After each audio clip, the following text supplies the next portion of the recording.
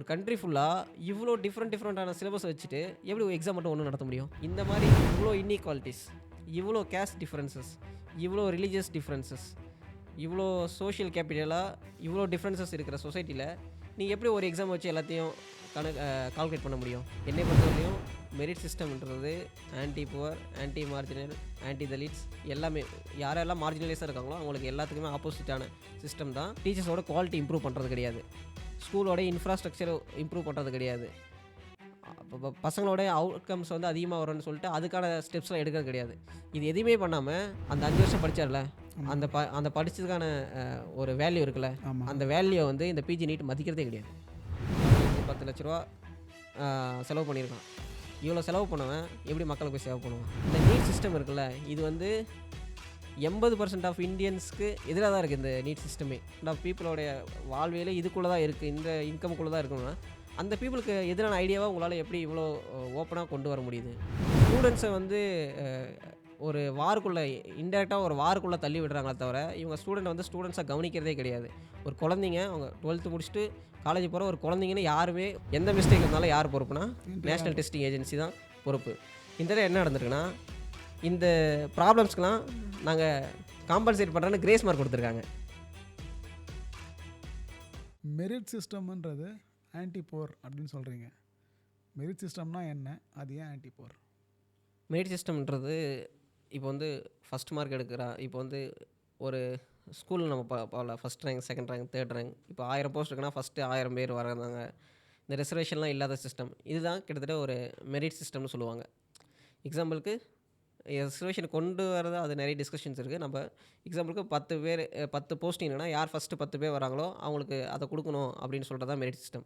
என்னை பொறுத்தவரையிலையும் மெரிட் சிஸ்டம்ன்றது anti poor, anti marginal, anti Dalits எல்லாமே யாரெல்லாம் மார்ஜினலைஸாக இருக்காங்களோ அவங்களுக்கு எல்லாத்துக்குமே ஆப்போசிட்டான சிஸ்டம் தான் இந்த மெரிட் சிஸ்டம் சொல்கிறாங்க. இப்போ நீட்டில் கூட அதிகமாக என்னென்னு சொன்னாங்கன்னா மெரிட்டில் பாஸ் பண்ண அந்த மாதிரிலாம் சொல்கிறாங்கல்ல, இதெல்லாம் கிட்டத்தட்ட ஒரு சொசைட்டிக்கு இப்போ மார்ஜினல் பீப்புளுக்கான எதிரான ஐடியாஸ் தான். எக்ஸாம்பிளுக்கு இப்போ வந்து நம்ம ஸ்கூலுக்கு போகிறோம் அப்படின்னு வச்சுக்கோங்களேன், ஸ்கூலில் வந்து என்னென்ன மாதிரி பீப்புளெலாம் வருவாங்க? எல்லா வகையான பீப்புளும் வருவாங்க. அது வந்து இப்போ வந்து டிஃப்ரெண்ட் இப்போ வந்து ரீசெண்டாக ஒரு ரிப்போர்ட் வந்துச்சு. அது என்னென்னா இன்இக்வாலிட்டி ரிப்போர்ட்டு. உலகத்திலே அதிகமான இன்இக்வாலிட்டி கேப் இருக்கிற கண்ட்ரி யாருன்னா நம்ம தான். சிறப்பு. கிட்டத்தட்ட பிரிட்டிஷ் காலத்தில் எந்த அளவுக்கு இன்இக்வாலிட்டி கேப் இருந்துச்சோ அதை விட இப்போ வந்து அதிகமான இன்இக்வாலிட்டி இருக்குது அப்படின்னு ரிப்போர்ட் சொல்லியிருக்காங்க. இந்த மாதிரி இவ்வளோ இன்இக்வாலிட்டிஸ், இவ்வளோ கேஸ்ட் டிஃப்ரென்சஸ், இவ்வளோ ரிலீஜியஸ் டிஃப்ரென்சஸ், இவ்வளோ சோஷியல் கேபிட்டலாக இவ்வளோ டிஃப்ரென்சஸ் இருக்கிற சொசைட்டியில் நீங்கள் எப்படி ஒரு எக்ஸாம் வச்சு எல்லாத்தையும் கால்குலேட் பண்ண முடியும்? இப்போது சோஷியல் கேபிட்டல்னால் ஒன்று சொல்கிறேன் பாருங்களா. இப்போது நான் வந்து மீடியா ஃபீல்டுக்கு இப்போ தான் வந்திருக்கேன். எனக்கு கிட்டத்தட்ட ஒரு 6-7 மாதத்துக்கு முன்னாடி மீடியானா என்னன்னு கூட தெரியாது. இப்போது படத்தில் சும்மா படம்னா மீடியாவில் ஒன்று முக்கியமான விஷயம் என்னென்னா டிவி, படத்துக்கு போனால் படம் மட்டும் பார்த்து வந்துடுவேன். ஆனால் அதில் இருக்கிற டெக்னிக்ஸ் இருக்குது பார்த்தீங்களா. இப்போது ஃபோட்டோகிராஃபி இருக்குது, சவுண்ட் டிசைனிங் இருக்குது, ஆர்ட் டைரக்டர்னு ஒருத்தர் இருப்பாங்க, டைரக்டர்னு ஒருத்தர் இருப்பாங்க, காஸ்டியூம் டிசைனர்னு ஒருத்தருங்க இருப்பாங்க, அதுக்கடுத்து மார்க்கெட்டிங் இருக்குது, பிஆர்ஓ டீம் இருக்குது, நிறைய இது இருக்குல்ல. இது ஃபுல்லாகவே எனக்கு இப்போ தான் தெரியும்.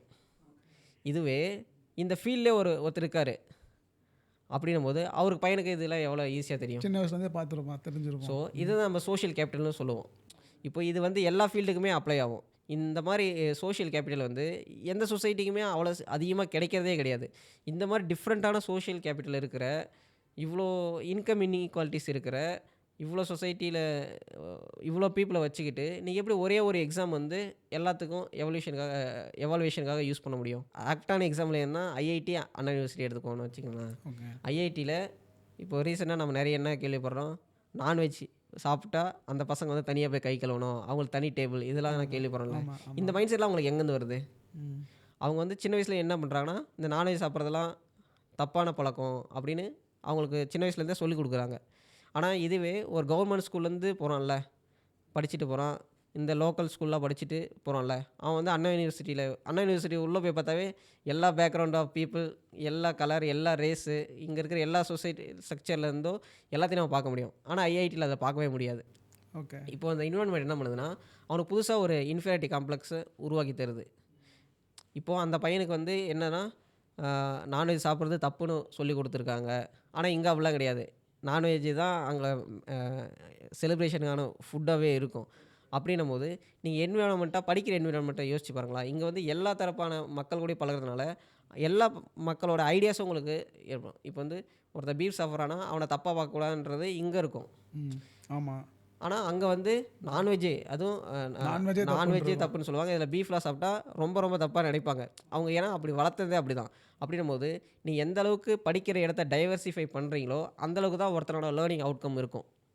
இப்போது நம்ம அதிகமாக பேசுகிறோம்ல, ஆக்ஸ்ஃபோர்டு, இப்போ வந்து வெளிநாட்டோட பெரிய பெரிய யூனிவர்சிட்டியில் பேசுகிறோம்ல, அவங்களே என்ன பண்ண ஆரம்பிச்சிட்டாங்கன்னா, ஒரு பையன் வந்து எல்லா விதமான ஐடியாஸையும் தெரிஞ்சுக்கணுன்னா அந்த லேர்னிங் என்விரான்மெண்ட் எப்படி இருக்குன்னா ரொம்ப ரொம்ப டைவர்சிஃபைடாக இருந்தால் தான் அவனுக்கு டைவர்சிஃபைடான நாலேஜ் கிடைக்கும், அவன் நல்லா இம்ப்ரூவ் பண்ண முடியும் அப்படின்னு அவங்க பேச ஆரம்பிச்சிட்டாங்க.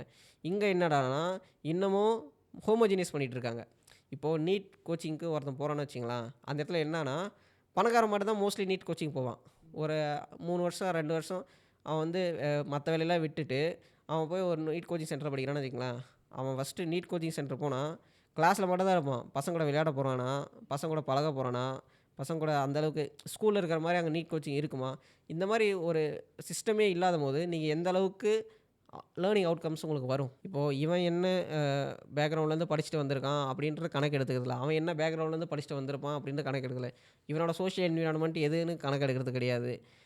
இப்படி எல்லாமே நீங்கள் வந்து ஒரே ஒரு ஹோமோஜீனியஸான ஒரு எவல்யூஷன் மெத்தட் வைக்கும் போது அந்த பசங்களை மார்க்ஸ்னு வைக்கும் போது இந்த பையனை வந்து 100 மார்க் இவன் எடுத்திருக்கானா, அவன் என்ன சுச்சுவேஷன்லேருந்து எடுத்தான், அவன் என்ன ஒரு சோஷியல் ஸ்ட்ரக்சர்லேருந்து வரான், அவனுக்கு என்ன டிஃபிகல்ட்டிஸ் இருந்துச்சுன்றத எவல்யூஷன் எல்லாமே இங்கே வந்து அடிபட்டு போகுது.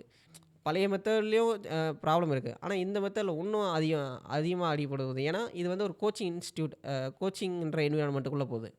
அது இல்லாமல் இங்கே என்ன மிகப்பெரிய ப்ராப்ளம்னா, இங்கே வந்து ஸ்டேட் கவர்மெண்ட் இருக்காங்க, சென்ட்ரல் கவர்மெண்ட் இருக்காங்க, அது இல்லாமல் ப்ரைவேட் இன்ஸ்டியூஷன்ஸ் இருக்காங்க. எக்ஸாம்பிளுக்கு நம்ம மோஸ்ட்லி இப்போ இருக்க சொசைட்டியில் அதிகமாக நம்ம கேள்விப்பட்ட பேர் வந்து சமச்சீர், அதுக்கு முன்னாடி வந்து ஸ்டேட் கவர்மெண்ட்டோட கவர்மெண்ட் ஸ்கூல்ஸ், தமிழ்நாட்டு பாடநூல்னு சொல்லுவாங்க அந்த சிலபஸ்ஸு, அதெல்லாம் மெட்ரிகுலேஷன் சிலபஸ்ஸு. அப்படிங்கும்போது இங்கே ஒரு ஸ்டேட்டுக்குள்ளேயே இவ்வளோ இருக்குது. இது இல்லாமல் ஐசிஎஸ், சிபிஎஸ்சி இருக்குது, அது இல்லாமல் வேறு டிஃப்ரெண்ட்டான சிலபஸ் இருக்குல்ல. ஒரு கண்ட்ரி ஃபுல்லாக இவ்வளோ டிஃப்ரெண்ட்டான சிலபஸ் வச்சுட்டு எப்படி எக்ஸாம் மட்டும் ஒன்றும் நடத்த முடியும்? ஒரே ஒரு எக்ஸாம் தான் சொல்கிறீங்க. அப்போது இவ்வளோ எக்ஸாம் படிச்சுட்டு வரானே, இவனுக்கு எப்படி நீங்கள் ஒரே ஒரு எக்ஸாம் தான் காமன் எக்ஸாம் அப்படின்னு நீங்கள் டீச்சர்ஸோட குவாலிட்டி இம்ப்ரூவ் பண்ணுறது கிடையாது, ஸ்கூலோட இன்ஃப்ராஸ்ட்ரக்சர் இம்ப்ரூவ் பண்ணுறது கிடையாது, பசங்களோட அவுட்கம்ஸ் வந்து அதிகமாக வரும்னு சொல்லிட்டு அதுக்கான ஸ்டெப்ஸ்லாம் எடுக்கிறது கிடையாது. இது எதுவுமே பண்ணாமல் நான் எக்ஸாம் மட்டும் கஷ்டமாக நடத்துவேன், என்ட்ரன்ஸ் மாதிரி ரொம்ப டஃப்பான மல்டிபிள் சாய்ஸ் கொஷினில் நடத்துவேன் அப்படின்னு பேசலை. என்ன இந்த சொசைட்டிக்காக நன்மை நடக்க போகுது? அது இங்கே வந்து யாருமே வந்து அந்த எக்ஸாம் எழுதி பாஸ் பண்ணக்கூடாதுன்றதுக்காகவே அந்த எக்ஸாம் கொண்டு வந்த மாதிரி தான் இருக்குது ஆக்சுவலாக. இப்போ ரீசனாக வந்து இன்கம் அடிப்படை இந்தியாவில் 2 லட்ச ரூபாய்க்கு அதிகமாக வருஷத்துக்கு சம்பாதிக்கிறவனுடைய பர்சன்டேஜ் எவ்வளோ எதிர்பார்த்து நினைக்கிறீங்க? 2-3 லட்ச ரூபா ஒரு வருஷத்துக்கு அதிகமாக, அதுக்கு மேலே யார் சம்பாதிக்கிறோம்? சம்பாதிப்பாங்கன்னு தான் தோணுது எனக்கு. ஒரு 15% தான் இந்தியாவில், 15-20% தான். அப்போது 80% பீப்புள் வந்து 3 லட்ச ரூபா 2 லட்ச ரூபாய்க்கு கம்மியாக தான் சம்பாதிக்கிறான். அப்படின்னும் போது அவனால் வருஷத்துக்கு 2 லட்ச ரூபா சம்பாதிக்கிறான். அவன் எப்படி ஒரு வருஷத்துக்கு 2 லட்ச ரூபா நீட் கோச்சிங் ஃபீஸ் கட்ட முடியும், இப்போ கோச்சிங் இன்ஸ்டியூட் கட்ட முடியும்? அப்படின்னும் போது நீட் சிஸ்டம் இல்லை, இந்த கோச்சிங் இன்ஸ்டியூட்டு எக்ஸாம்பிள் நான் நீட்டை மட்டும் சொல்ல, இந்த கோச்சிங்கில் வருது இல்லை, மெரிட் பேஸ்டு கோச்சிங்காக போய் தான் பாஸ் பண்ணுன்ற எல்லா சிஸ்டமே anti poor, anti marginal, anti common people தான். ஏன்னா இங்கே இருக்கிற உன்னுடைய நார்மல் இன்கமே 1 லட்ச ரூபா 2 லட்ச ரூபா தான் வருஷத்துக்கு. மிஞ்சி போனால் 80% ஆஃப் பீப்புள் வந்து இது அதிகமாக இருக்குது. 80% ஆஃப் பீப்புளோடைய வாழ்வியலே இதுக்குள்ளே தான் இருக்குது, இந்த இன்கமுக்குள்ளே தான் இருக்கணும்னா அந்த பீப்புளுக்கு எதிரான ஐடியாவாக உங்களால் எப்படி இவ்வளோ ஓப்பனாக கொண்டு வர முடியுது? இல்லை இப்போ வந்து யூபிஎஸ்சி, டிஎன்பிஎஸ்சி, பேங்கிங் எக்ஸாம் இது எல்லாத்துக்குமே கூட தான் கோச்சிங் சென்டர் இருக்குது. அது எப்படி ஆன்டி போகிறான்னு நீங்கள் சொல்கிறீங்க? இதில் நம்ம கம்பேரிசனே கொண்டு வர முடியாதுல்ல. யூபிஎஸ்சின்றது என்னது? அது வேலைக்கு போகிறதுக்கான எக்ஸாம். ஆமாம். டிஎன்பிஎஸ்சி என்னது? வேலைக்கு போகிற எக்ஸாமுக்கான நீட் கோச்சிங் இன்ஸ்டியூட்ஸ் இருக்காங்க, அதில் நிறைய ப்ராப்ளம்ஸ் இருக்குது. அது வந்து இந்த இடத்துல டிஸ்கஷன் பண்ண, அதுவும் அதில் நிறைய ப்ராப்ளம்ஸ் இருக்குது, நம்ம அப்புறம் டிஸ்கஸ் பண்ணுவோம். ஏன்னா இது நீட்டுன்றது ஒருத்தன் 12th முடிச்சுட்டு ஃபஸ்ட்டு டிகிரி வாங்குறதுக்கு உள்ளே போகிறான். இப்போது நீங்கள் வேலைக்கு போகிற சிஸ்டத்தை எக்ஸாம் எடுத்து வந்து இங்கே வந்து அப்ளை பண்ணுறது பிரயோஜனமே இல்லை. எக்ஸாம்பிளுக்கு நான் இப்போ வந்து 12th முடிக்கிறேன்னு வச்சுங்களேன், நான் வந்து ஒரு 2 வருஷம் வந்து கோச்சிங் இன்ஸ்டியூட் போகிறேன். என்னால் ப்ரிப்பேர் பண்ண கிளியர் பண்ண முடியல. இன்னும் ஒரு 2 வருஷம் கஷ்டப்பட்டு ஃபீஸ் கட்டி 4 வருஷம் முடிச்சிடறேன்னு வச்சுங்களேன். நான் 4 வருஷம் படிச்சிருக்கேன்ல நீட் கோச்சிங்கு. இது ஏதாவது ஒரு டிகிரியில் கீழே வருமா? இந்த நான் இப்போது சரி நான் அந்த 4 வருஷம் படித்து முடிச்சுட்டு கிளியர் பண்ண முடியல. அப்போ நான் காலேஜ் போகிறேன். காலேஜில் யார் இருப்பா? என்னோட ஜூனியர்ஸ் ஃபுல்லாக இருப்பாங்க. ஆமாம், கரெக்டு. அந்த பசங்க கூட நான் எப்படி மிங்கிள் ஆகுவேன்? இப்போது நான் 4 வருஷம் 5 வருஷம் நீட் கோச்சிங்க்கு போயிட்டு அந்த அட்டெம்ப்ட்லாம் கொடுத்துட்டு என்னால் வர முடியல. அப்படின்னும் போது இப்போ தான் நான் காலேஜ் போய் சேர போகிறேன், ஏதோ ஒரு டிகிரி வாங்கலாம்னும் போது, அப்போ என்னோடய மைண்ட் செட்டை நீங்கள் நினச்சி பாருங்கள். டஃப்பு தான். இப்போ வந்து ஒரு ஜென்ரேஷன் கேப்பே இருக்கும். இப்போது ஒரு 2-3 வருஷத்து ஜென்ரேஷன் இப்போ வந்து மாடர்ன் டிஜிட்டல் எராவாயிருச்சு. 2-3 வருஷத்துலேயே ஒவ்வொரு ஜென்ரேஷனுக்கான மைண்ட் செட் மாறிட்டே இருக்குது. ஒரு 4-5 வருஷம் ஒருத்தன் புதுசாக காலேஜுக்குள்ளே வரானா அவனோட மைண்ட் செட் எப்படி இருக்கும்? அவன் வந்து ஒரு பெரிய சைக்காலஜிக்கலான ஒரு பெரிய வாரே பண்ணுவான். நார்மலாக இப்போ 11th 12th படிச்சுட்டு ஃபஸ்ட் இயர் காலேஜில் படிக்கிறவனுக்கு ஒரு மெச்சூரிட்டி ஃபேஸில் தெரியும். 25-26 வயசில் அவன் காலேஜ் படிக்கும்போது ஒரு மெச்சூரிட்டி இருக்குல்ல, அந்த சைக்காலஜிக்கல் வாரெலாம் இந்த பசங்க உள்ளே போகணும். ஏன்னா இவங்க நீட் கோச்சிங்கில் ஒரு 3-4 வருஷம் போகிறாங்க. அது இல்லாமல் அவங்களுக்கு ஒரு சொசைட்டியில் ஒரு ப்ரெஷர் இருக்குது. 5-6 வருஷம்னா ஒரு 6 லட்ச ரூபா அவங்களால வீணாயிருக்கு. அந்த ப்ரெஷர்லேயும் காலேஜுக்குள்ளே வருவாங்க. அப்படின்னும் போது ஒரு ஸ்டூடெண்ட்ன்ற ஒரு சொசைட்டியோட பெரிய பிரச்சனையவே இவங்க வந்து உருவாக்கி வச்சுருக்காங்க இந்த நீட்டுன்ற சிஸ்டமால். அதாவது கோச்சிங் இன்ஸ்டியூட்ஸ் நீட்டு மட்டும் கிடையாது, ஜிமெயின் இருக்குது, நிறைய இப்போ வந்து எவ்வளோ சொல்லலாம், அவ்வளோ என்ட்ரன்ஸ் எக்ஸாம்ஸ் இங்கே இருக்குது. இந்த எல்லா என்ட்ரன்ஸ் எக்ஸாமுமே ஸ்டூடெண்ட்ஸை வந்து ஒரு இன்டெரக்டாக ஒரு வாருக்குள்ளே தள்ளி விடுறாங்களே தவிர இவங்க ஸ்டூடெண்ட்ஸை கவனிக்கிறதே கிடையாது. ஒரு குழந்தைங்க அவங்க 12th முடிச்சுட்டு காலேஜ் போகிற ஒரு குழந்தைங்கன்னு யாருமே ஒரு சிஸ்டம் வந்து கவனிக்கிறதே கிடையாதுன்றத எங்கள் பெரிய ப்ராப்ளமாகவே இருக்குது. அது இல்லாமல் இப்போ வந்து ஒரு சொசைட்டி எடுத்துக்கிறோன்னு வச்சுங்களேன், அந்த சொசைட்டியில் இப்போ ஒரு பையன் வந்து படிக்க போகிறான்னு வச்சுக்கலாம், இங்கே ஃபஸ்ட் அட்டெம்ப்டில் ஒருத்தர் கிளியர் பண்ணல, செகண்ட் அட்டெம்ப்டில் ஒருத்தன் கிளியர் பண்ணல. அப்படிங்கும்போது ஃபஸ்ட் அட்டெம்ப்ட் செகண்ட் அட்டெம்ப்ட்டு படித்தும் அடுத்து தேர்ட் அட்டெம்ப்ட்கான போகிறதுக்கான கெப்பாசிட்டி இங்கே எத்தனை ஃபேமிலிக்கு இருக்குது? இப்போது நான் வந்து 12th முடிச்சுட்டு ஒரு 25 வயசில் வேலைக்கு போகிறேன்னா, அந்த 25 வயசுல 26-27 வயசு வரையும் தான் என்னால் வேலைக்கு போகாமல் இருக்க முடியும். அதுவரை தான் என்னுடைய ஃபாதரால் என்னுடைய ஃபேமிலியை வந்து சப்போர்ட் பண்ண முடியும். அப்படின்னும்போது இப்போ நான் 30 வயசு இப்போ வந்து நான் எக்ஸாம் நீட்டுக்கு கோச்சிங் போயிட்டு அந்த எக்ஸாமில் அதுக்கடுத்து 3 வருஷம் டிகிரி படிச்சுட்டு அப்பயும் பிஜி படிச்சுட்டு கிட்டத்தட்ட ஒரு 10 வருஷம் எனக்கு இதிலே போயிடுச்சுன்னா எவ்வளோ பெரிய ட்ராமாவில் அந்த ஃபேமிலி இருக்குன்னு நினச்சி பாருங்களா. ஸோ இது இன்டெரக்டாக என்ன பண்ணுதுன்னா எல்லா சொசைட்டி எல்லா ஃபேமிலியும் உங்களால் அஃபோர்டபுள் பண்ண முடியாத தொகையை வந்து உங்கள் லைஃப்லேருந்து எடுத்து ஒரு எஜுகேஷனுக்காக போட வைக்கிது. அப்படின்றதான் இது வந்து கிட்டத்தட்ட அந்த பசங்களை மட்டும் கிடையாது, சொசைட்டியாகவே நீங்கள் எல்லோரும் ஒரு புது வாருக்குள்ளே போங்க, எஜுகேஷனுக்கான ஒரு பெரிய வாருக்குள்ளே போயிட்டு சைக்காலஜிக்கலாக ஒரு வார் பண்ணுங்க அப்படின்ற ஒரு சிஸ்டமாக தான் இது உருவாகிட்டு வருது.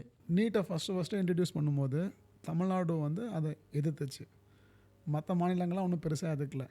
இப்போ ரீசெண்டாக வந்து மற்ற மாநிலங்களும் சேர்ந்து நீட்டை வந்து எதிர்க்கிறாங்க. அதுக்கு என்ன காரணம்? ஆர்டிகல் 12ன்னு எடுத்துப்போம். ஆர்டிகல் 12 என்ன சொல்லுதுன்னா ரைட் டு லைஃப் அப்படின்னு சொல்லுது. உங்களுக்கு உயிர் வாழ்கிறதுக்கான ரைட்டை கான்ஸ்டியூஷன் கொடுத்துருக்கு அப்படின்னு சொல்லுது. நீங்கள் உயிர் வாழ்கிறதுக்கு என்ன தேவை? உயிர் தேவை. அது மட்டும் கிடையாது, நீங்கள் உயிர் வாழ்கிறதுக்கு முக்கியமான என்ன தேவைன்னா உங்களுக்கு ஹெல்த்து தேவை. இப்போது ஒருத்தர் வந்து ரொம்ப ஹெல்த்தியாக இருந்தால் தான் அவனால் உயிர் வாழ முடியும். ஆமாம். அப்போது ஃபண்டமெண்டல் ரைட்ஸில் இம்பார்ட்டண்டாக என்ன இருக்குன்னா ரைட் டு லைஃபுக்கு இம்பார்ட்டன்ட் என்ன, ரைட் டு ஹெல்த்து அதில் இருக்குது. உங்களுக்கு வந்து நல்ல சுகாதாரம் சானிடேஷனை கொடுக்க வேண்டிய பொறுப்பு யாருக்கு இருக்குன்னா இந்தியன் கவர்மெண்ட்டுக்கு இருக்குது. இந்த ரைட் டு ஹெல்த் இருக்குல்ல, இந்த ஹெல்த்ன்ற டிபார்ட்மெண்ட் யார் கீழே வருது? ஸ்டேட் கிட்ட வருது. அப்போ ஸ்டேட் கிட்ட தானே வருது. இப்போது நான் வீடு கட்டுறேன்னு வச்சுங்களேன், வீட்டோட ஃபங்க்ஷன் எல்லாம் என்னது, சொத்து எல்லாம் என்னது, எல்லா ஃபங்க்ஷனும் என்னது. ஆனால் என் வீட்டுக்குள்ளே யார் வரணும்னு மட்டும் ஒருத்தர் முடிவு பண்ணோன்னா எப்படி இருக்கும்? தப்பு தான். அப்படி தான் இங்கே நடந்துகிட்ருக்கு. எக்ஸாம்பிள் ஹெல்த்து சானிடேஷன் அப்படின்ற முக்கியமான ஏரியா வந்து ஸ்டேட் கவர்மெண்ட்ஸ்கிட்ட இருக்குது. இவங்க வந்து ஸ்டேட் கவர்மெண்ட்ஸ் என்ன பண்ணுறாங்கன்னா மிகப்பெரிய தமிழ்நாட்டெல்லாம் கம்பேர் பண்ணும்போது இந்தியாவிலே one of the biggest health இன்ஃப்ராஸ்ட்ரக்சரை வந்து மெயின்டைன் பண்ணுறாங்க தமிழ்நாடு. இந்த மாதிரி இவங்க ஹெல்த் இன்ஃப்ராஸ்ட்ரக்சரை மெயின்டைன் பண்ணுறாங்கல்ல, இந்த ஹெல்த் இன்ஃப்ராஸ்ட்ரக்சரை மெயின்டைன் பண்ணுறதுக்கு முக்கியமான தேவை என்னென்னா டாக்டர்ஸ். எல்லா இன்ஃப்ராஸ்ட்ரக்சரும் இங்கே இருக்குது, டாக்டர்ஸை மட்டும் ஏன் ஸ்டேட் கவர்மெண்ட்டால் ப்ரொக்யூர் பண்ண அவங்க வந்து அவங்களுடைய டாக்டர்ஸ் அவங்களால செலக்ட் பண்ண முடியாது? அப்படின்றதான் இங்கே ஏன் அவங்கள அலோவ் பண்ண முடியாது. ஏற்கனவே இருந்தது தானே, நீங்கள் ஏன் ஒரு சிஸ்டர் கொண்டு வந்து எல்லா டாக்டர்ஸும் நான் தான் செலக்ட் பண்ணி கொடுப்பேன் அப்படின்ற கான்செப்டுக்குள்ளே போயிட்டீங்க. ஏன்னா இது இந்த இடத்துல இன்டெரக்டாக என்ன ஆகுதுன்னா, ஸ்டேட்டோட ரைட்ஸு ஏன் ஹாஸ்பிட்டலுக்கு என்னுடைய மக்களுக்கு நான் எனக்கான இன்ஃப்ராஸ்ட்ரக்சரை உருவாக்குறது நான் டாக்டர்ஸ் உருவாக்குறேன், இந்த ரைட்டு கூட எனக்கு இல்லாமல் போகுது அப்படின்றது தான் இங்கே முக்கியமான பேசுபடு பொருளாகவே இருக்குது. அது இல்லாமல் என்ன ஆகுதுன்னா, இப்போ வந்து ஸ்டேட்டில் வந்து நிறைய ரைட்ஸ் பேசுகிறாங்கல்ல, இப்போ வந்து ஒவ்வொரு ஸ்டேட்டுக்கும் ஒவ்வொரு டிஃப்ரெண்ட்டான ஜாகிரஃபி இருக்குது. அந்த ஸ்டேட்டுக்கான டிஃப்ரெண்ட்டான இப்போ தன்மைகள் இருக்குது. இப்போ தமிழ்நாடு எடுத்துக்கிட்டால் தமிழ்நாடு கேரளா வந்து இந்தியாவிலே one of the best health இன்ஃப்ராஸ்ட்ரக்சரை வச்சுருக்காங்க. இந்தியாவிலே அதிகமாக சென்ட்ரல் கவர்மெண்ட்டில் பேசும்போது என்ன ஹெல்த் இன்ஃப்ராஸ்ட்ரக்சர் எதை எக்ஸாம்பிள் சொல்லுவாங்கன்னா எய்ம்ஸ் அப்படின்னு சொல்லுவாங்க. ஆமாம். இவ்வளோ இந்தியாவில் பெஸ்ட் ஹெல்த் இன்ஃப்ராஸ்ட்ரக்சர் வச்சுருக்காங்களா தமிழ்நாட்டில் எத்தனை எய்ம்ஸ் இருக்குது? ஒன்று கூட இல்லை ஆக்சுவலாக. செங்கல் வச்சுருக்காங்களே, ஒரே ஒரு செங்கல் தான் இருக்குது. ஆமாம், அது உதயநிதி கையில் வச்சுருக்காரு. ஆனால் இந்தியாவில் அதிகமான எய்ம்ஸ் ஹாஸ்பிட்டல்ஸ் எங்கே இருக்குன்னா யூபியில் இருக்குது, உத்தரப்பிரதேஷில். ஆமாம். இப்போது அந்த மாதிரி ஒரு முக்கியமான ஸ்டேட்டில் எய்ம்ஸ் ஹாஸ்பிட்டல்ஸ் நிறைய இருக்குல்ல, ஏன் அந்த ஹாஸ்பிட்டல்ஸால் இவ்வளோ பெரிய ஹெல்த் இன்ஃப்ராஸ்ட்ரக்சர் உருவாக்க முடியல? ஏன்னா ஹெல்த் இன்ஃப்ராஸ்ட்ரக்சர்னு என்னென்னா பேஸ் லெவலில் நீங்கள் எந்த அளவுக்கு ஸ்ட்ராங்காக இருக்கீங்களோ அதுதான் அந்த ஹெல்த் இன்ஃப்ராஸ்ட்ரக்சர். எக்ஸாம்பிளுக்கு வந்து வெளிநாட்டிலேருந்துலாம் இங்கே வந்து சர்ஜரி பண்ணிட்டு போகிறாங்க அப்படின்னு நம்ம சொல்லுவோம். இதை விட முக்கியமான விஷயம் என்னென்னா, ஒரு ஹெல்த் இன்ஃப்ராஸ்ட்ரக்சரில் இப்போது உங்களுக்கு வந்து உடம்பு சரியில்லைன்னு வச்சிங்களேன், நீங்கள் என்ன பண்ணுவீங்க? டாக்டர்கிட்ட போவேன். அதாவது உங்களுக்கு எல்லா பெரிய ப்ராப்ளமும் ஒரே டைம் இருக்கும். உங்களுக்கு சின்ன ப்ராப்ளம் ஃபஸ்ட்டு வந்து கிளியர் ஆகணும். சளி பிடிக்கிறது, காய்ச்சல் வர்றது, இதுக்கான இன்ஃப்ராஸ்ட்ரக்சர் இருக்கும். இந்த இன்ஃப்ராஸ்ட்ரக்சர்லாம் எங்கே கிடைக்குன்னா பிரைமரி ஹெல்த் சென்டரில் இருக்கும். பிரைமரி ஹெல்த் சென்டர் யார் கீழே கண்ட்ரோலில் இருக்குன்னா ஸ்டேட் கவர்மெண்ட்டு. இந்த பிரைமரி ஹெல்த் சென்டருக்கான டாக்டர்ஸு இவங்களாம் நான் தானே அப்பாயின்மெண்ட் பண்ணுறேன் அப்படிங்கும்போது என்னுடைய இவங்கள வந்து அட்மிட் பண்ணுறதோ இவங்கள வந்து டிஸ்மிஸ் பண்ணுறதோ இவங்க செலக்ட் பண்ணுறதுக்கான ரைட்ஸ் என்கிட்ட இருந்தால் நல்லது தானே. நீங்கள் ஏன் எல்லாத்தையும் எடுத்துகிட்டு போய் சென்ட்ரல் கவர்மெண்ட்டில் ஒரே ஒரு காமன் பிளாட்ஃபார்மில் வைக்கிறீங்க அப்படின்றது தான் இங்கே பெரிய பேசப்படும் பொருளாக மாறி இருக்குது. ஸ்கூல் பசங்க நீட் எக்ஸாமை எதிர்க்கிறாங்க, அது வந்து புரிஞ்சுக்க முடியுது. ஆனால் 5 வருஷம் டாக்டருக்கு படிச்சுட்டு டாக்டர் ஆகிட்டு அவங்க மேல் படிப்பு படிக்கிறதுக்காக ஒரு எக்ஸாம் எழுதுகிறாங்க. ஓகே, அந்த எக்ஸாமில் என்ன பிரச்சனை இருக்குது? அது டாக்டருக்கான எக்ஸாம் தானே. இந்த பிஜி நீட்டில் வந்து என்னென்னா டாக்டர் வந்து அடுத்து வந்து சர்ஜன் ஆகிறதுக்கோ இல்லை ஏதாவது ஒரு ஸ்பெஷலைசேஷன் நடக்கிறதுக்கு பண்ணுறதுக்காகவோ ஒரு எக்ஸாம் நடத்த போகிறாங்க. இங்கே தமிழ்நாட்டில் இதுக்கான சிஸ்டம் வந்து ஒரு சிஸ்டம் இருக்குது. அது என்னென்னா கிரேஸ் மார்க் கொடுப்பாங்க தமிழ்நாட்டில். சர்வீஸ் கிரேஸ் மார்க்னு சொல்லுவாங்க. சர்வீஸ் கிரேஸ் மார்க்னால் நீங்கள் டாக்டர் இப்போ வந்து 5 வருஷம் படித்து முடிச்சிட்டிங்கன்னா வச்சுங்களேன், ப்ரைவேட் கிளினிக்கில் ஒரு 10 வருஷம் ஒர்க் பண்ணிங்கன்னா நீங்கள் ப்ரைவேட் கிளினிக் ஒர்க் பண்ணாலும் கிட்டத்தட்ட அந்த சொசைட்டி பீப்பிள் தானே பார்க்குறீங்க. அப்படின்னும் போது உங்களுக்கு ஒரு குறிப்பிட்ட மார்க் கொடுத்து 10 மார்க் கொடுப்பாங்க. ஒரு வருஷத்துக்கு 1 மார்க் கொடுத்து அப்படி கொடுப்பாங்க. இதுவே நீங்கள் மெடிக்கல் காலேஜில் ஒர்க் பண்ணுறது அதுக்கு 2 மார்க் கொடுத்து ஒரு 10 மார்க் கொடுப்பாங்க. இப்போது அடுத்து வந்து இந்த ப்ரைமரி ஹெல்த் சென்டர் அப்படின்ற அந்த இன்ஃப்ராஸ்ட்ரக்சர்லேயே ஒர்க் பண்ணுவாங்கள்ல எல்லா இடத்துலையும். இப்போது எல்லா பீப்புள் கூட போய் ஊராக ஒரு ஹெல்த் சென்டர்லேயும் ஒர்க் பண்ணுவாங்கள்ல, இவங்களுக்கு வந்து எக்ஸ்ட்ரா மார்க் கொடுப்பாங்க. அப்படின்னும் போது இவங்க என்ன பண்ணுவாங்கன்னா இந்த கிரேஸ் மார்க்கை வந்து அடுத்த பிஜி எக்ஸாம் போகும்போது யூஸ் பண்ணுவாங்க.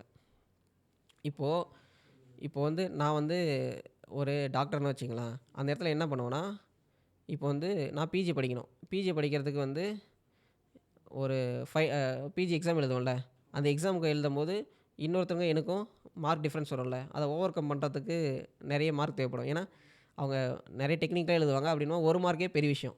அப்படின்னா 10 மார்க்கை வந்து கவர்மெண்ட் கொடுக்குறான். இந்த 10 மார்க் நான் என்ன பண்ணேன்னா, நான் போய் சர்வீஸ் பண்ண போகிறேன். நான் சர்வீஸ்னால் சும்மா சர்வீஸ் பண்ணுவேன், கவர்மெண்ட் சம்பளம் கொடுத்துருவான். ஆனால் அவன் சொல்கிற இடத்துல போய் நீ ஒர்க் பண்ணணும். இப்போது என்னுடைய ஒரு ட்ரைபல் வில்லேஜ் இருக்குதுன்னு வச்சுக்கலாம், அந்த இடத்துல ஹெல்த் சென்டர் இருக்குது. அந்த ஹெல்த் சென்டரில் ஒரு டாக்டரை வந்து நீங்கள் அப்பாயின்மெண்ட் பண்ணுறீங்க. அந்த டாக்டர் வந்து சம்பளம் கொடுத்துறீங்க. இந்த மார்க் அவன் வந்து வேலை செய்வானா? சும்மா போடானா போக மாட்டான். இவனை வந்து அந்த இடத்துல வேலை செய்ய வைக்கணும்னு ஸ்டேட் கவர்மெண்ட் என்ன பண்ணுவாங்கன்னா, நீ இந்த இடத்துல 3 வருஷம் ஒர்க் பண்ணு, நான் உனக்கு பிஜி போகும்போது 10 மார்க் கொடுக்குறேன் அப்படின்னு சொல்லுவாங்க. அப்போ அவன் என்ன பண்ணுவான்னா, எல்லா கஷ்டத்தையும் பொறுத்துட்டு அங்கே வேலை செய்வான். இப்போது அடுத்து என்ன ஆகும்னா, இப்போ வந்து இவன் ஒரு 4-5 வருஷம் ஒர்க் பண்ணுறான்னு வச்சுக்கலாம், இவனுக்கு முன்னாடி அந்த பேட்ச் எல்லாம் சேர்ந்து எல்லா primary health centre doctors work பண்ணிகிட்டே இருப்பாங்க. சம்பளத்தோடு தான் ஒர்க் பண்ணுவாங்க, சம்பளம் இல்லாமல் ஒர்க் பண்ணிகிட்டே இருப்பாங்க. அதுக்கடுத்து இவங்க வந்து இங்கேருந்து பிஜிக்கு உள்ளே போகிறாங்களே, பிஜி உள்ளே போகும்போது என்னென்னா, பழைய இப்போ யூஜி படிச்சுட்டு இருக்காங்களே அந்த பசங்க வந்து இந்த இடத்த வந்து ஃபில் பண்ணிடுவாங்க. அப்படின்னும் போது ரொட்டேஷனாக செயின் பை செயினாக அவங்களுக்கு என்ன ஆகும்னா டாக்டர்ஸ் அவைலபிலிட்டி பிரைமரி ஹெல்த் சென்டரில் இருந்துகிட்டே இருக்கும். ஏன்னா ஒரு பிரைமரி ஹெல்த் சென்டரோட பேக் போன் யார்?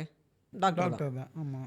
அப்படின்னும் போது டாக்டர்ஸ் வந்து கரெக்டாக அவைலபிளாக இருக்கணுன்றதுக்கான சிஸ்டத்தில் ஒரு முக்கியமான சிஸ்டம் தான் இந்த கிரேஸ் மார்க். இந்த கிரேஸ் மார்க்கை பிஜி வந்தவொடனே எடுத்துட்டாங்க. பிஜேபி வந்து எடுத்துட்டாங்க. இந்த பிஜி நீட்டில் வந்து எடுத்துட்டாங்க. அப்படி இது என்ன ஆகுதுன்னா உங்களுக்கு இன்டெரக்டாக தமிழ்நாட்டோட இன்ஃப்ராஸ்ட்ரக்சர் எடுத்துக்கலாம். ஹெல்த் இன்ஃப்ராஸ்ட்ரக்சரோட பேக் போன் இப்போ சொன்ன மாதிரி தான் டாக்டர்ஸ் தானே. ஆமாம். டாக்டர்ஸ் வந்து இப்போ பிஜி எக்ஸாம் நீட் எக்ஸாம் போகிறோன்னு வச்சுக்கங்களேன். இப்போ வந்து யூஜி முடித்தோடனே நான் பெரிய டாக்டர் ஆகணும் பிஜிக்கு போயிடணும். அப்படிங்கும்போது உங்களுக்கு டாக்டர்ஸ் எங்கேருந்து கிடைப்பாங்க? நான் போய் ப்ரிப்பேர் பண்ண போகிறேன். இவங்க சர்வீஸே பண்ணாமல் டாக்டர் பிஜிக்கு எக்ஸாம் எழுதிடுறாங்க. மெடிக்கல் எஜுகேஷன்றது மெடிக்கல் காலேஜ் வித் ஹாஸ்பிட்டல்ஸ் அப்படிங்கும்போது படிச்சுட்டு அவங்க அங்கேயே எல்லாத்தையும் கற்றுக்குவாங்க. அப்படின்றனால தான் மெடிக்கல் காலேஜுக்கான அந்த அந்த அந்த வந்து மவுஸ்ன்னு சொல்லுவாங்கள்ல, அது வந்து இங்கே அதிகமாக இருக்கிறதுக்கான காரணம் அதான். மெடிக்கல் காலேஜ் இருக்கும், ஹாஸ்பிட்டல்ஸ் இருக்கும். அப்போ வந்து நல்லா கற்றுக்குவாங்க. ஒரு 5 வருஷமாக இல்லை 1 வருஷம் தான் மோஸ்ட்லி அந்த மாதிரி பண்ணுவாங்க. அவங்களுக்கே அவ்வளோ கெப்பாசிட்டி இருக்கும்போது ஒரு 5 இயர்ஸ் 10 இயர்ஸ் போயிட்டு ஃபீல்டில் போயிட்டு மக்களாக இருந்துட்டு அவன் எக்ஸ்பீரியன்ஸோட வரான்ல, அவன் பிஜி போகிறது எவ்வளோ முக்கியமான விஷயம். இப்போது அவன் பிஜி படிக்க போகிறான்னு வச்சுக்கலாம், ப்ராக்டிக்கல் நாலேஜ் பீப்புளோட ப்ராக்டிக்கலாக அவன் வந்து இந்த இந்த ஏரியாவில் ஏதோ ஒரு ஃபீல்டு வந்ததுன்னா அந்த இடத்துல டிஃப்ரெண்ட்டாக ஒர்க் பண்ணியிருப்பாங்க. இப்போ கொரோனா மாதிரி ஏதோ ஒரு பீரியட் வந்துச்சுன்னா அந்த இடத்துல ஒர்க் பண்ணியிருப்பாங்க.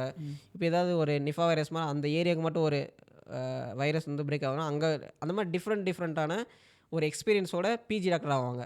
இப்போது நீங்கள் இந்த சிஸ்டத்தில் எடுத்துட்டிங்கன்னா என்ன பண்ணுவாங்கன்னா எக்ஸ்பீரியன்ஸ் அந்த ஃபீல்டு எக்ஸ்பீரியன்ஸே இல்லாமல் பிஜி படிக்க போகிறான்.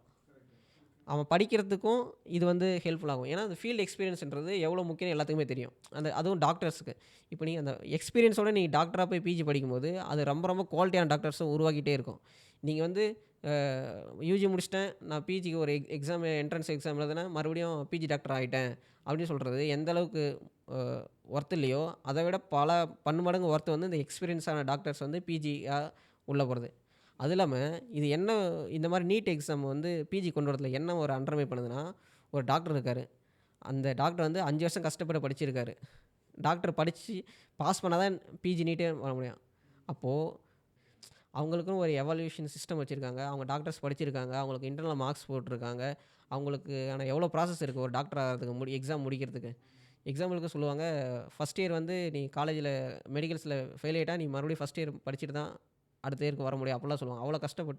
இவ்வளோ கஷ்டப்பட்டு அந்த பசங்க படிச்சுட்டு வராங்கல்ல, இந்த பசங்களை வந்து அந்த சிஸ்டத்தை வந்து இவங்க மதிக்காமல் ஒரு பிஜின்னு ஒரு நீட் வைக்கிறாங்க. ஃபஸ்ட்டு டாக்டருக்கு எதுக்கு நீங்கள் எக்ஸாம் பிஜி வைக்கிறதுக்கு சென்டரில் ஒரு எக்ஸாம் வைக்கிறீங்க அப்படின்றத கொஷின். இவங்க என்ன ஆகுதுன்னா, இவன் இப்போ வந்து யூஜி முடிச்சிட்டான், பிஜி போகிறதுக்கு ஒரு டாக்டர் ஆகணும்னு வச்சுக்கேன். இப்போ பிஜிக்கும் போயிட்டு மறுபடியும் ஒரு 5 லட்ச ரூபா செலவு பண்ணி டாக்டர் படிக்கிறான்னு வச்சுக்கேன். இவன் வந்து ஒரு 10 லட்ச ரூபா செலவு பண்ணியிருக்கான். இவ்வளோ செலவு பண்ணவன் எப்படி மக்களுக்கு போய் சேவை பண்ணுவான்? கண்டிப்பாக போட்ட காசு எடுக்க தான் பார்ப்பான்.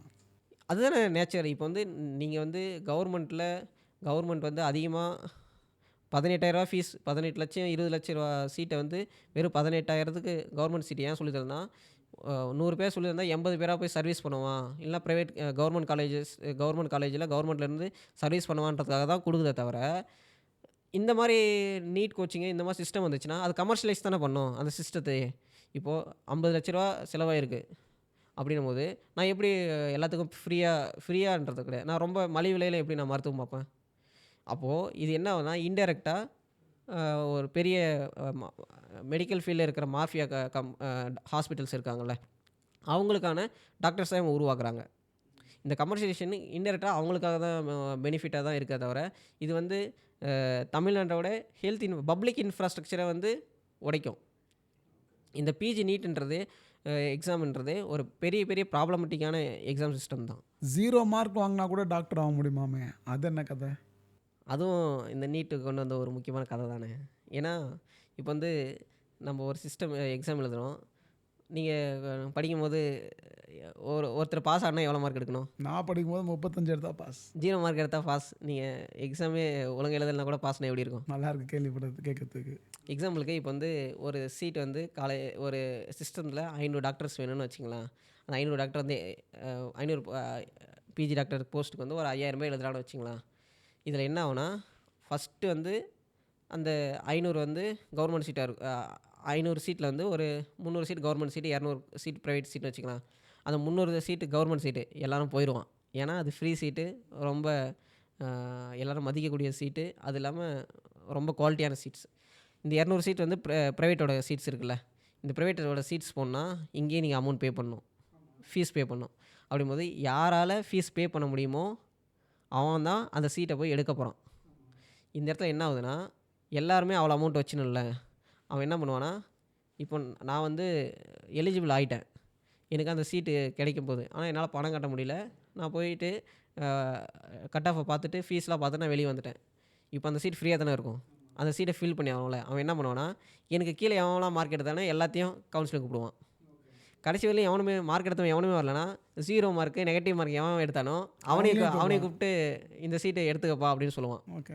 அப்போ 0 மார்க் எடுத்தவங்க கையில் காசு இருந்தால் அவங்க போய் சேர்ந்து பாஸ் ஆகிடுவாங்க. ஆமாம், ஏன்னா நீங்கள் தான் சொல்கிறீங்கல்ல, கமர்ஷியேஷன் கட்டுப்படுத்த போகிறேன், பணம் கட்டி எக்ஸாம் டாக்டர் ஆகிறது எல்லாத்தையும் கட்டுப்படுத்த போகிறேன்னு சொல்கிறீங்க. இதெல்லாம் எந்த சிஸ்டத்தில் நீங்கள் போய் கொண்டு போய் சேர்ப்பீங்க? ஒருத்தன் மார்க் எடுக்காமல், இப்போது நம்ம நீட்டு ஒரு பிரச்சனை தான், 420 மார்க் எடுத்தான் ஒரு பையன். அவன் வந்து நான் எக்ஸாம் நீட்டு வந்து கிளியர் பண்ண முடியல, எனக்கு சீட் கிடைக்கலன்னு சூசைட் பண்ணிக்கிட்டான். அவனோட கம்மியாக மார்க் எடுத்தவனா டாக்டர் ஆகிட்டான். ஏன்னா அவன்கிட்ட பணம் இருந்துச்சு, அவன் கட்டிட்டு டாக்டர் ஆகிட்டான். இந்த பையன் வந்து கவர்மெண்ட் சீட்டாக கிடைக்கல, அதனால் அவனால் பணம் கட்ட முடியல, அதாவது ப்ரைவேட் இன்ஸ்டியூஷனுக்கு பணம் கட்ட முடியல, அதனால் அவனை நல்ல மார்க் எடுத்தும் கிட்டத்தட்ட சூசைட் பண்ணிக்கிட்டான். இந்த பொசிஷனில் தானே இருக்குது இந்த சிஸ்டமே. இப்போது இந்த சிஸ்டம் ரொம்ப டேமேஜியான சிஸ்டம். ஏன்னு சொல்கிறேன்னா, இதனால தான் சொல்கிறோம், ஒரு நல்ல மார்க் எடுத்த ஒரு பையன் வந்து அந்த சிஸ்டமோட ஐடியாவால் உள்ளே போக முடியவே கிடையாது. ஒரு கம்மியாக மார்க் அவனோட எடுத்தும் போது மார்க் எடுக்கிற ஒரு பையன் வந்து உள்ளே போகிறான் போது அதை பார்க்கும்போது அவனுக்கு கொஞ்சம் கஷ்டமாக இருக்கும்ல. அவனுக்கு கொஞ்சம் இல்லை, ரொம்ப ரொம்ப கஷ்டமாக இருக்கும். இவங்க மெரிட் சிஸ்டம்னு சொல்கிறாங்க, எல்லாருக்கான சிஸ்டம்னு சொல்கிறாங்க, ஆனால் எதுவுமே இங்கே நம்மளுக்கு நடக்க மாட்டிருக்கு. அது இல்லாமல் பர்சன்டைல் சிஸ்டம் இருக்குல்ல, இந்த பர்சன்டைல் சிஸ்டத்தில் கால்குலேட் பண்ணுவாங்க. பர்சன்டைல் எப்படி நான் கால்குலேட் பண்ணுவேன்னு கேட்டால், அந்த பர்சன்டேஜ் நாங்கள் கால்குலேட் பண்ணோம்ல, அந்த டாக்குமெண்ட்டு தொலைஞ்சி போச்சு ஆர்டியில் சொல்லியிருக்காங்க. அப்புறம் எப்படி கால்குலேட் பண்ணாங்களாம்மா? கால்குலேட் பண்ணிட்டாங்க.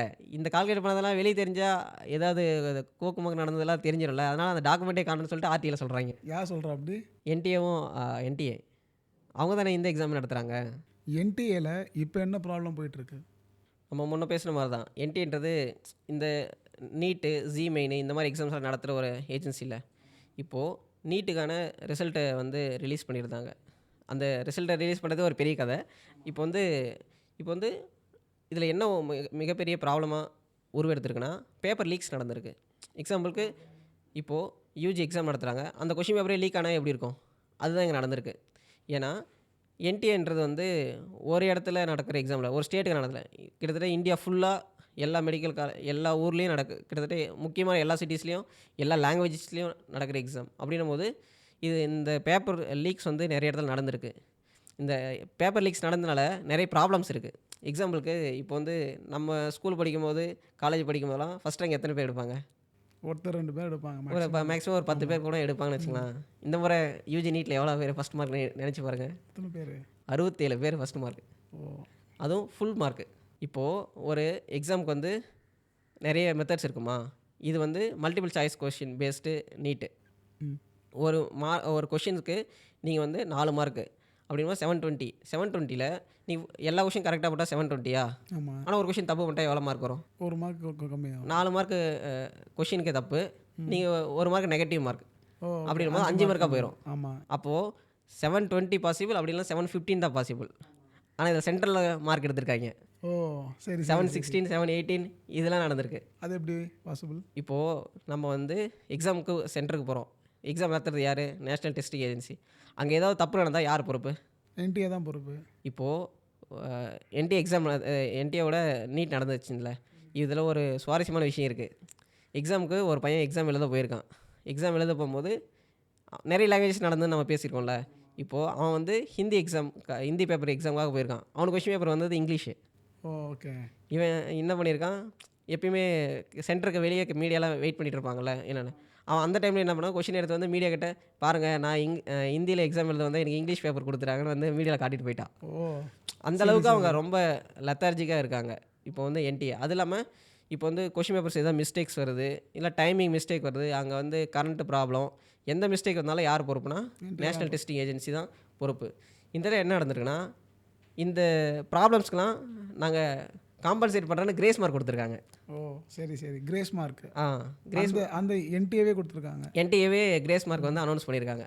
இந்த கிரேஸ் மார்க்கில் என்ன ப்ராப்ளம்னா, இப்போது நான் நீங்கள் ஒரு 5 பேர் கேமராமேன் எல்லாம் சேர்ந்து ஒரு 5 பேர் எக்ஸாம் எழுதுறேன்னா வச்சிங்களா, அந்த இடத்துல என்ன ஆகும்னா 5 பேருக்கான 5 பேருக்கான இவன் வந்து 1 மணி நேரம் இவனுக்கு லேட் ஆச்சு, அவனுக்கு 1/2 மணி நேரம் லேட் ஆச்சு, இவனுக்கு 2 மணி நேரம் லேட் ஆச்சு அப்படின்னா அதுக்கு தகுந்த மாதிரி கிரேஸ் மார்க் கொடுப்பாங்க. இவன் என்ன பண்ணியிருக்காங்கன்னா எல்லாத்துக்கும் அவங்களுக்கு விருப்பமாக கிரேஸ் மார்க் கொடுத்துருக்காங்க. சரி, அந்த கிரேஸ் மார்க் எங்கேருந்து எதை பேஸ் பண்ணி போட்டிங்கன்னு கேட்டால் அந்த டாக்குமெண்ட்ஸ் தொலைஞ்சிச்சுன்னு வேறு சொல்கிறாங்க. தொலைஞ்சிச்சுன்னு நான் சொல்கிறேன். இப்போ வந்து டிரான்ஸ்பரன்சி இல்லைல்ல. இப்போ வந்து இவனுக்கு வந்து இவ்வளோ மார்க் நான் கொடுக்குறேன் அப்படின்றதுக்கான டிரான்ஸ்பரன்சி கொடுக்கணும்ல. அந்த டிரான்ஸ்பரன்சியே இல்லாமல் இவங்க வந்து கிரேஸ் மார்க் கொடுக்குறாங்க. இந்த கிரேஸ் மார்க் கொடுத்தது சுப்ரீம் கோர்ட் கிட்ட போயிட்டு நிறைய திட்டுலாம் வாங்கியிருக்காங்க. ஒரு எக்ஸாம் கூட நடந்தது தெரியல உங்களுக்கு அப்படி அளவுக்கு சுப்ரீம் கோர்ட் வந்து அவங்கள திட்டிருக்காங்க. இப்போது பேப்பர் லீக்ஸ் நடந்திருக்கா? பேப்பர் லீக்ஸ் நடத்துனதில் இன்னொரு பெரிய ப்ராப்ளம் என்ன, ஃபஸ்ட் மார்க் எடுத்தவன் 8 பேரும் ஒரே சென்டரில் எழுதியிருக்கான். ஓ சரி சரி சரி. அது இல்லாமல் ஒரு 10-11 பேர் டாப்பர்ஸில் எல்லோரும் ஒரே சென்டரில் எழுதியிருக்காங்க. எந்த ஊரில்? ஹரியானா. ஓகே. இந்த மாதிரி நிறைய ப்ராப்ளம்ஸ் வந்து நேஷ்னல் டெஸ்டிங் ஏஜென்சி இந்த எக்ஸாம் கண்டக்ட் பண்ணதுலேருந்து நடந்துகிட்ருக்குது. இப்போ நேஷ்னல் டெஸ்டிங் ஏஜென்சி என்ன பண்ணுறாங்கன்னா, இப்போது கிரேஸ் மார்க் இருக்குல்ல, கிரேஸ் மார்க் வந்து அனௌன்ஸ் பண்ணியிருக்காங்க. ஆனால் சுப்ரீம் கோர்ட் என்ன சொல்லியிருக்காங்கன்னா, கிரேஸ் மார்க் வந்து மெடிக்கல் ஃபீல்டு அலோவ் கிடையாது அப்படின்னு சொல்லியிருக்கான். ஏன்னா மெடிக்கல் ஃபீல்டு ரொம்ப டெக்னிக்கலான ஃபீல்டு. இந்த ஃபீல்டில் இப்போ வந்து நிறைய எக்ஸாமுக்கு ஏதாவது ப்ராப்ளம் தான் நீங்கள் தான் கொடுக்கணும் அப்படின்னு சொல்லியிருக்கான். ஆனால் மெடிக்கல் ஃபீல்டுக்கு மட்டும் நீங்கள் நேஷ்னல் டெஸ்டிங் ஏஜென்சி மாதிரி ஏஜென்சிஸ் யார் மெடிக்கல் ஃபீல்டு எக்ஸாம் நடத்துகிறானோ அவங்கள கொடுக்கக்கூடாதுன்னு சொல்லியிருக்கான். இதை மீறி வந்து national testing agency grace mark கொடுத்துருக்கான். இப்போ என்ன பண்ணியிருக்கான்னா, நிறைய இந்த பேப்பர் லீக்ஸ் நடந்திருக்குல்ல, இந்த பேப்பர் லீக்ஸ் வந்து நடந்த பின்னாடி கிட்டத்தட்ட ஒரு 6-7 எக்ஸாம் அவன் தனியாக வேறு எக்ஸாம் வேறு ஆர்கனைசேஷன் நடந்துகிட்டு இருக்கான். எல்லா எக்ஸாமுமே பேப்பர் லீக்ஸ் ஆகலை வந்து எல்லா எக்ஸாமே தடை பண்ணியிருக்கான். நேற்று ஒரு ட்வீட்டு என்னென்னா, ஒரு பொண்ணு வந்து பிஜி நீட் எக்ஸாமுக்காக ப்ரிப்பேர் பண்ணியிருந்திருக்கு. யூஜி தான் நம்ம பேசிகிட்டு இருக்கோம், பிஜி நீட்டும் இருக்குது. ஓகே சரி. அந்த பொண்ணு வந்து இன்றைக்கி நாளைக்கு காலையில் எக்ஸாமு அப்படின்னா எக்ஸாமுக்கு முன்னாடி நாள் அந்த இடத்துக்கு போய் சேர்ந்து எல்லோரும் ஃப்ரெஷ்ஷப் ஆகிட்டு அடுத்த நாள் எக்ஸாமுக்கு போவாங்கள்ல. ஆமாம். நாளைக்கு காலைல 10 மணி எக்ஸாம். இன்றைக்கி 10 மணிக்கு நியூஸில் என்ன சொல்கிறான்னா, பிஜி நீட் எக்ஸாம் கேன்சல் சொல்கிறான். அந்த பொண்ணு என்ன பண்ணியிருக்கு, இத்தனை நாளாக ரொம்ப கஷ்டப்பட்டு எக்ஸாம் ப்ரிப்பேர் பண்ணிவிட்டு எவ்வளோ செலவு பண்ணி அந்த சென்டருக்கு பக்கத்தில் ரூம் போட்டு தங்கிட்டு இதெல்லாம் பண்ணியிருக்கு. இவன் வந்து ஒரு 2 நாள் 3 நாளுக்கு முன்னாடி எக்ஸாமுக்கு கேன்சல் பண்ணியிருந்தாலும் பரவாயில்ல, கரெக்டாக எக்ஸாமுக்கு முன்னாடி 10 மணிக்கு முன்னாடி நாள் நைட்டு 10 மணிக்கு எக்ஸாம் கேன்சல் பண்ணியிருக்கான். நிறைய ப்ராப்ளம் போயிட்டுருக்கு என்டிஏவில். ஓகே. இப்போ என்டிஏவில் இந்த மாதிரி ப்ராப்ளம் போயிட்டுருக்குல்ல, இந்த ப்ராப்ளம்ஸ்லாம் இப்போ மட்டும் தான் நடந்திருக்கா அப்படின்ற கேள்வியும் எழுப்புதில்ல. இப்போது தமிழ்நாட்டில் வந்து 2016, 17, 18, 19 இருக்குல்ல, இந்த இயரில் வந்து 35 கொஷின்ஸ். ஒரு கொஷின்ஸில் 2 கொஷின் 3 கொஷின் தப்பாக தான் கேட்டுருவோம். ஒரு கொஷின் அப்புறம் 35 கொஷின் தப்பாக கேட்டுருந்தான். கொஷினே கொஸ்டினே தப்பு. இதுக்கான மார்க்ஸ் கேட்டதுக்கு அவன் கடைசியில் கொடுக்கவே கிடையாது. இந்த மாதிரி என்டிஏல ஏகப்பட்ட ப்ராப்ளம்ஸ் இருக்குது. அதனால தான் இப்போது என்டிஏ ஃபுல்லாக நியூஸ் என்னென்னா நீட்டு என்டிஏ தான். இந்த ரேங்க் இன்ஃப்ளேஷன் ஒரு வார்த்தை அடிக்கடி கேள்விப்படுறேன். ரேங்க் இன்ஃப்ளேஷன்னா என்ன? இப்போது எக்ஸாம்பிளுக்கு இப்போ வந்து நான் எக்ஸாம் எழுதுறேன், நீங்கள் எக்ஸாம் எழுதுறேன்னு வச்சுக்கலாம். போன வருஷம் நான் வந்து ஒரு 720க்கு ஒரு 600 மார்க் வாங்கியிருக்கேன். அந்த 600 மார்க்குக்கு எக்ஸாம்பிளுக்கு தான் சொல்கிறேன், அந்த 600 மார்க்கு எனக்கு கவர்மெண்ட் சீட் கிடைக்குன்னு வச்சுக்கலாம். கவர்மெண்ட் இப்போ எக்ஸாம்பிளுக்கு ஒரு 1,80,000 90,000 சீட் இருக்குது நேஷ்னல் மெடிக்கல் கவுன்சில் கீழே இந்த நீட்டுக்கு எக்ஸாமில். இப்போது எனக்கு வந்து ஒரு 6,000 ரேங்க் வருதுன்னு வச்சுக்கலாம். அந்த 6,000 ரேங்க் வந்து கவர்மெண்ட் காலேஜுக்குள்ளே வந்துடும். எனக்கு 600 மார்க் அப்படின்னு வச்சுக்கலாம். போன வருஷம் எனக்கு அதே போன வருஷம் எடுத்த 600 மார்க்கே நான் இந்த வருஷம் எடுத்திருக்கேன். இந்த வருஷம் எனக்கு என்ன தெரியுமா ரேங்க்கு? போன வருஷம் 600 ரேங்க் இருந்து 60,000 ரேங்க்கு.